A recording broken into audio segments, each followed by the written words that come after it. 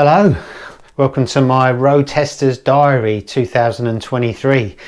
So in a year where we saw Tommy Bridewell win the BSB Championship, that was a close one, the best season in WSB so far, I reckon, and Marquez testing a Ducati for the first time. How good is that going to be next year?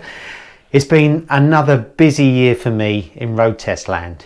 So the year started with a group test in January, the BSA versus Royal Enfield Interceptor, and it ended with a Royal Enfield test, a 650 shotgun in LA.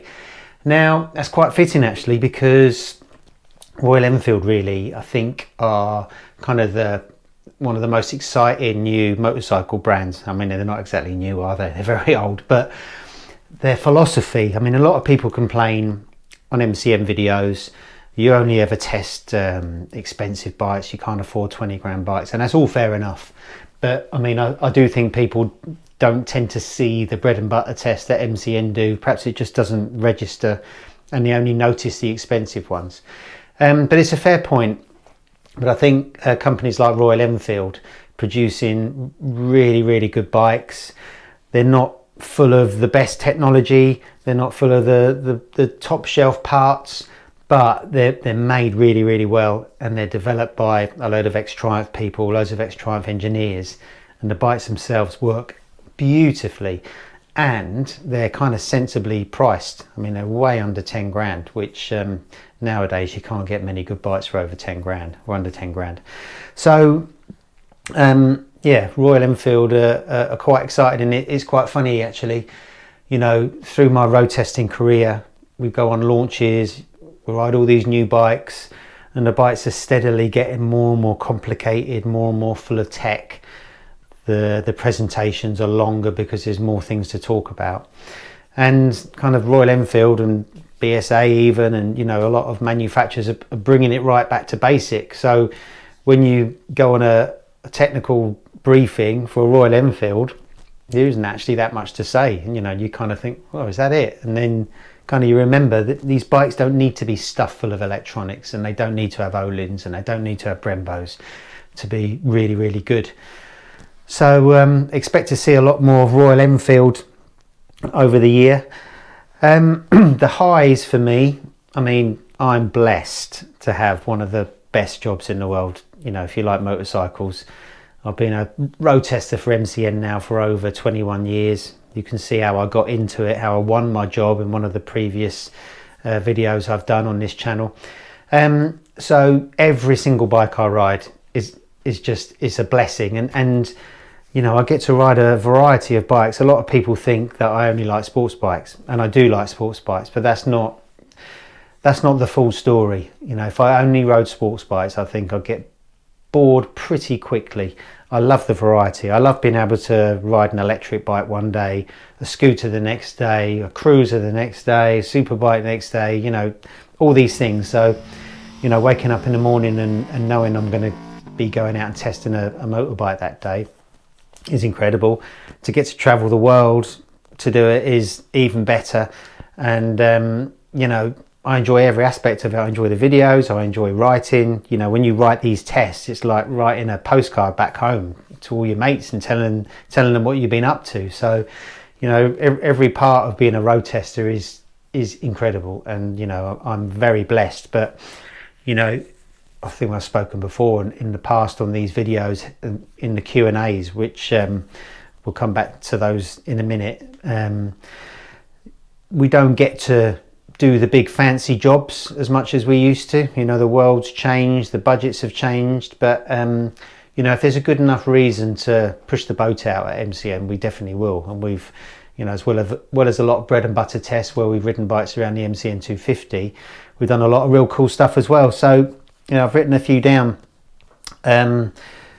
Beginning of the year, I did a test with Matt Wildey at Ride magazine, where we tested all the latest generation sports touring tyres. I mean, that was done from our office car park, and we did a loop, like a 20 odd mile loop with lots of different kinds of roads with sports touring tyres. It was pretty cold and miserable, but it was cold and miserable throughout the day, and we had the same conditions for each tyre, so it was absolutely perfect for the kind of continuity of the test, and also, you know, to suit those kind of those tyres. One of the interesting things about tyre tests is that when you've done a few, we did this tyre blind, is you can tell what the tyre is or what brand of tyre it is within, probably before even leaving the car park of MCN. They're so distinct, and in actual fact, you know, between all the major tyre brands, the actual outright grip level of the tyres isn't that different, but they've got completely different characters, they've got completely different ride qualities, they warm up differently, you know, so some are a lot nicer to ride than others, which is why, you know, you can't buy a bad tyre. You know, if you bought any tyre, you got used to that tyre, you'd be absolutely over the moon with it. But a test like that shows the readers what's available and, you know, what we think is the best, and for this year it was a unanimous decision. So you need to go and check that test out from my Ride magazine. That also appeared in MCN, and you can get all back issues of the MCN app. The other big test that we did was we spent a week in Sicily with the Pirelli test team, who quite often help us out with our tests. They help facilitate our tests. They help us with logistics for motorcycles by going to get the bikes from Italian importers and sometimes German importers, sometimes taking them all the way from the UK to Sicily. And the good thing about Sicily, which is also one of the reasons their tyres are so good, is that they've got lots of different playgrounds to test tyres on. They've got loads of off-road, you know, not just up and down Etna all over the place. They've got 3 racetracks that they use. They've got lots of different roads and different temperatures. You know, at the top of Etna, it can be freezing cold, and down at sea level, it can be 20 odd degrees. So, you know, and normally the weather's really good. So we go and work with them quite a lot. And this year we did 4 tests with them. We did 2 big adventure tests. One was kind of the soft middle weights, things like the V-Strom 800 and the Transalp and the Tenere 700.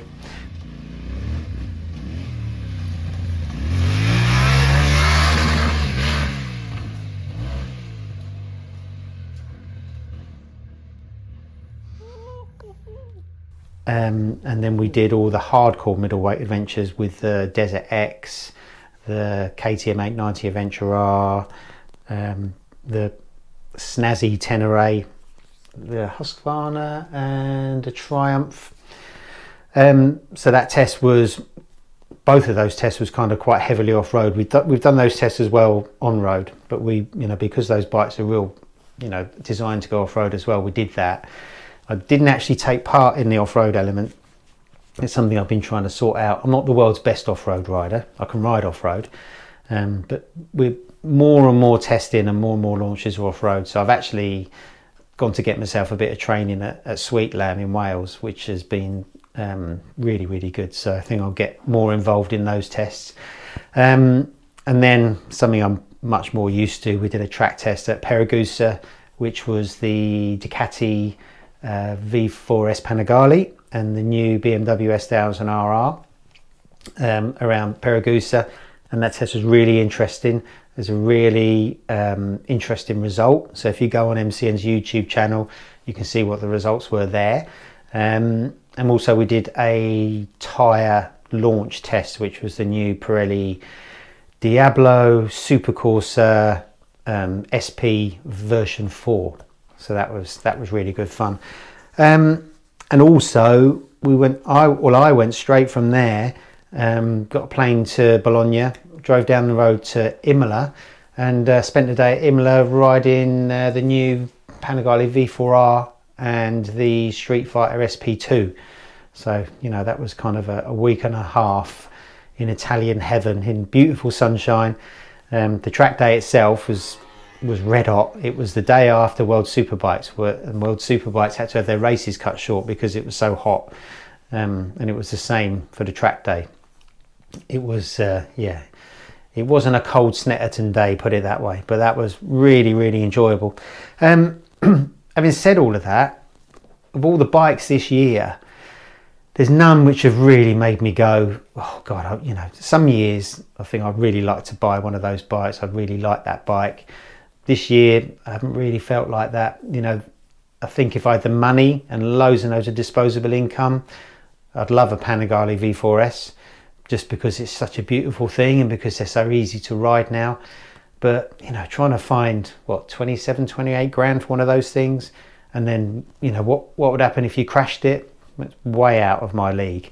And, you know, superbikes have become too extreme. You know, even new Japanese superbikes now are ridiculously expensive. And I know that European manufacturers are coming out, or Japanese as well, with middleweight twins, and even the Kawasaki with the ZX6R, to try and kind of scratch the sports bike itch for people. They don't really have enough bite for me.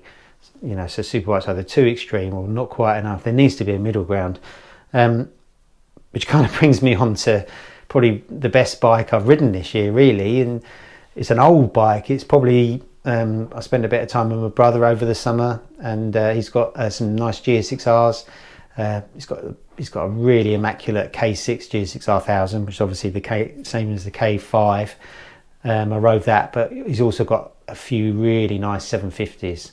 And you know, riding, I think it's a K9 750, riding one of those is just, even by today's standards, they're fantastic. They're so light, they're so raw, they're so direct. There's no electronics there to sort of get in the way of the ABS, which is a problem with a lot of bikes now. It doesn't need traction control, it doesn't need wheelie control. It's just epic, just really epic. So that, I'd say that's probably one of the best bikes I've ridden all year, surprisingly enough, because, you know, the rest of the bikes are kind of getting, I love them all, but I don't think there's any I'd really part with my own cash. They're the highs. The lows this year for me really are the fact that for the first time in 19 years I haven't raced. So I used to race when I was younger, between 1988 and 1994. I had a big bike crash where I smashed myself up and I physically couldn't ride for a few years. I didn't actually ride a motorbike again to the year 2000, and then in 2002 I joined MCN. But then I started racing again in 2004. I raced once in 04. I've actually done something in 2003. I did the Thunder Sprint in Northwich, which is just riding around a car park basically on an MV Agusta, which I won, and a Brutale. So I sort of dipped my toe in it there. 2004 we did an endurance race, a KRC endurance at Donington with Crescent Suzuki, proper Crescent Suzuki team on a GSX-R 600. Then I did a couple of races in 2005 on my GSX-R 1000 K5 long termer, and then from there loads of guest rides. I've raced in championships every single year. This year was always going to, COVID really put the handbrake on racing for me, and I lost momentum. We all lost momentum, like the team lost momentum. And the plan was, after COVID, was just to go and race at, you know, I've been to Cadwell 1,000 times and Brands 1,000 times, and while I enjoy it, you know, it's a lot of it's a lot of money, it's a lot of time spent for me and for the people that help me. And, you know, there's nothing new about just keep going to the same races all the time. So we wanted to do some more sort of holiday races. You know, I've done in classic racing and normal racing, Mugello, Misano, Aragon, Phillip Island. All those races are lovely because, you know, you can kind of take a bit of a holiday at the same time. And, you know, at the age of 53, I don't think there's any talent scouts looking out for me. So, you know, I want racing to be enjoyable. I've still got my S1000RR from Prime Factors. They've very kindly let me keep hold of it, even though I'm not doing any full championships. And the idea this year would have been to do some flyaway races, but we've done Spa a couple of times, which is amazing. The fact you've got to do carnets now kind of removes some of the kind of appetite to do it, to take your bike and all your kit abroad. But I'd entered the Brands Hatch No Limits endurance race in the summer, but it was oversubscribed because they had part of the European classic racing in with them, so there wasn't enough spaces. So I didn't race this year, so that's made me a little bit sad, because I've just been watching Taylor Mackenzie's video, which you should check out, about why he stopped racing. And racing does give you a structure to life, and a reason to eat properly, and a reason to get up and go running, and a reason to go cycling, all the rest of it. When that's missing, even for me at a real low level of racing, I kind of missing that structure. So for 2024, I definitely like to do more racing. I probably wouldn't want to race a modern superbike again like my BMW. I'd like to do some European track days on that, but I'd certainly like to do some European classic endurance racing.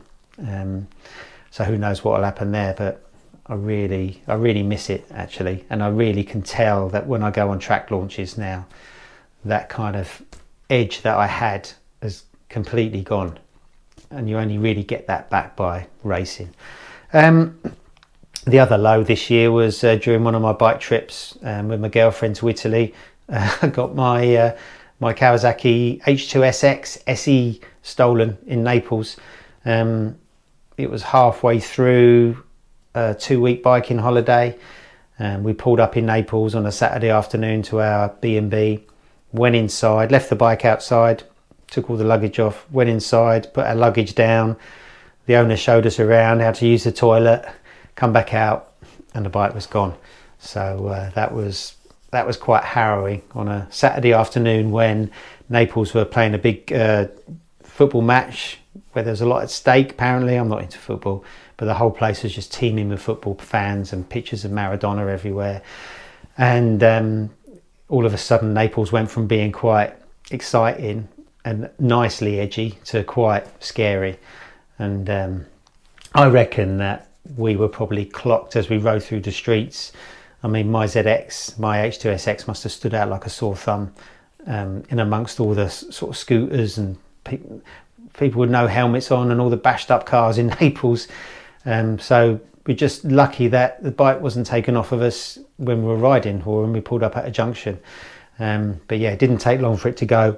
But I've ridden in Europe for countless times a year, years and years and years, and you normally get a sense of where you can leave bikes and where's safe. And yeah, I think most places are safe, but the middle of Naples on a Saturday afternoon, where apparently where we were was kind of prime Camorra country, then yeah, what do you expect? But luckily the bike was insured, and I got a replacement to carry on the year.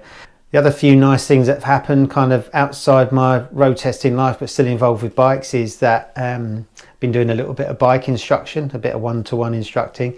I used to instruct at the Royal Enfield Race School for a long time, for 8 years. I get to ride with lots of amazing riders, and I'm always listening to them, always kind of taking in their advice and their tips. Spent a fair bit of time with Simon Crafar when he was developing his Moto Voodoo project. Helped him with the photo shoot for his book and his video, and we're good friends. And sort of armed with all that knowledge, I kind of missed the instruction. So I've managed to do some one-on-one instructing with people where I'm in the pit garage with them, but I don't actually go out on track. So I think, from a novice level or intermediate, whether I'm on the track with somebody or not, you generally talk about the same things when you come in. It's all about body position. It's about how to brake and when to brake. It's about lines. It's about when to use the throttle on the way in, when to use it on the way out, and all these kind of things. And the best thing for me is that I always believe that if you go on the racetrack, you should always be going at your own proper speed. If you're not, and you haven't got a big instructor bib on or whatever, then things can happen. The good thing about the Ron Haslam Race School was that it was a very, very controlled environment. It was only people on there that were being instructed. So there was a strict overtaking rules. Nobody got cut up. Nobody was made to feel inadequate. It was amazing. I think if I was to do that with somebody on a track day environment, it'd get messy. But the one-on-one instruction works really well anyway. Donington this year, one of my guys went 13 seconds a lap. Is it 13? I think it's 13. 13 seconds a lap faster than they did at the beginning. So, you know, I think it's got a lot of benefits really. And, you know, I meet them first thing in the morning, help with tyre pressures, help with electronic settings, put their tyre warmers on every time they go in and out, go and get them a coffee. So I'm kind of half Uccio, half bike instructor. So that's worked really well. And of course, these videos, I've always made videos, blog videos, probably since 2012, with my racing blogs and some track guides. And I think just messing around in front of a camera has helped me with the day job with MCN. You know, just being used to talking to a camera more, and yeah, just building up. I used to edit the MCN videos. I don't now. We've got a really good guy called Joseph Wright in now. But it all helps, and it all helps the day job really for me. But really, I've been making these regularly since last year when I made how I got into being a road tester video, and I got a lot of great response. We've looked back through a few MCNs and spoken about those, and of course the Q&A videos. So I've got to thank everybody for their support and for their likes and subscribes, and keep going with that if you haven't already. And most of all, everybody's questions and comments, because, you know, I get a lot of feedback on the MCN videos. Sometimes they're not nice, because I think that when a big company is producing a video, it's quite easy to criticize. You know, when you've got a person, generally you're watching that video because you like that person, so you're not going to be quite as cruel. Some people still are. But yeah, I enjoy both. I enjoy making the MCN videos because they are, you know, they're seen by a lot of people. We get to ride lots of cool stuff. They're beautifully shot, beautifully edited. So, you know, I've still got a big hunger for those. But doing these, you know, off my own back in the evenings, and when I've got bits of time, I really enjoy these as well. So I really appreciate you watching, and I keep on going with them through 2024 with any luck. I also did something with Chris Eads this year, who's the Baron von Grumble, 44 Teeth. Did my first ever podcast. So we just chatted rubbish for a couple of hours. But that was really interesting to do. He's a really interesting guy. His biking story is really worth listening to. We had a good chat about how he got into bikes and how 44 Teeth started. So I think you'll find that podcast on Spotify. So if you just search for his name or my name, you should get it up. So what's in store for 2024? Well, more of the same really. With my MCN hat on, I'm looking forward to riding a lot of new bikes. There's going to be a lot of good stuff for next year. Quite a lot of sports bikes. And I must say I'm particularly looking forward to riding the Yamaha XSR 900 GP. I mean, where did that come from? That amazing with its Marlboro paint job. It's not proper Marlboro. I wish it was, but I don't think you can mass produce Lumo paint. It just fades. But it's pretty bright orange, that version. And I just think that it's going to be, the MT-09 engine is fantastic. It's got lots of grunt. It's got a lot of speed. The chassis is sorted now on the MT, so it should handle well. It should go well. Shouldn't be too much, which is what superbikes are now. Way too much. You can only ride them to 1% what they can do on the road. They leave you a little bit unfulfilled. So hopefully that Yamaha will be exciting. I sat on it at the bike show, and the riding position isn't too extreme. That's the other thing. A couple of years ago I was looking forward to riding the Triumph Speed Triple 1200 RR.